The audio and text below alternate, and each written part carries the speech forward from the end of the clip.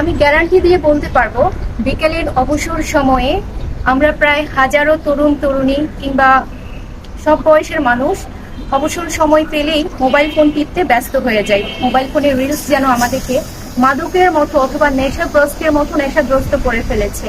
কিন্তু সেই জায়গা থেকে, বিষাক্ত জায়গা থেকে আমরা উঠে এসেছি।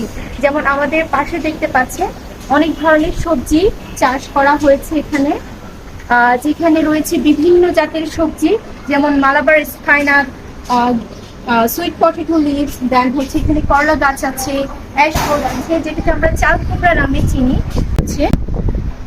তো আমার কথা হচ্ছে এই যে আমরা আমাদেরকে যে বদ অভ্যাসে অভ্যস্ত করে ফেলেছি, সেটা আমাদের সাইকোলজিক্যাল ডেভেলপমেন্টের জন্য খুবই ক্ষতিকর।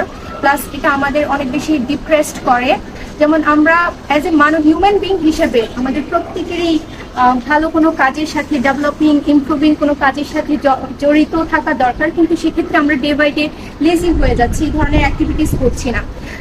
আমি এমনও দেখেছি যখন আমরা গার্ডেনিং করতাম না, তখন দেখা গিয়েছে যে আমরা যখন বাজার করে আনতাম, মাঝে মাঝে বাজার শেষ হয়ে যেত এবং পরবর্তী দিনে অথবা ওই সময়ে আমরা কি রান্না করব সেটা কিন্তু থাকে না।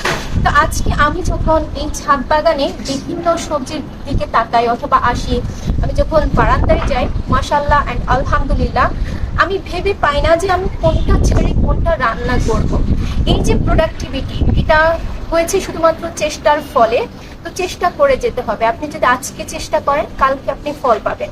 আর আপনি যদি কালকেও চেষ্টা না করেন, আপনার ভিতরে যদি একটা ইনার্শিয়া থাকে যে করছি তো পরে করব অথবা কি করব, এইভাবে না ভেবে আপনি করাটা শুরু করে দেন, তাহলে আর ডিপ্রেসড হতে হবে না আশা করি।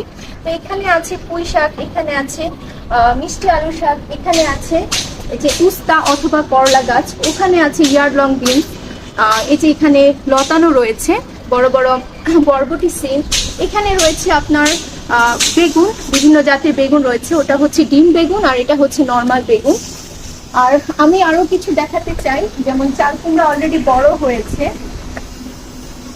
এখানে একটা চাল কুমড়ো আছে, বড় চাল কুমড়ো, দেখা যাচ্ছে কিনা? আচ্ছা, এটা না দেখা গেলে এটা দেখা যেতে পারে।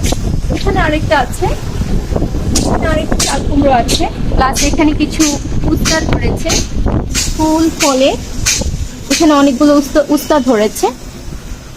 তো আমার কাছে মনে হয় আমি একটা হ্যাভেনলি পরিবেশে আছি, আর এটা সম্ভব হয়েছে চেষ্টার ফলে। আশা করি আপনারাও চেষ্টা করে যাবেন, ভালো কিছুর সাথে থাকবেন।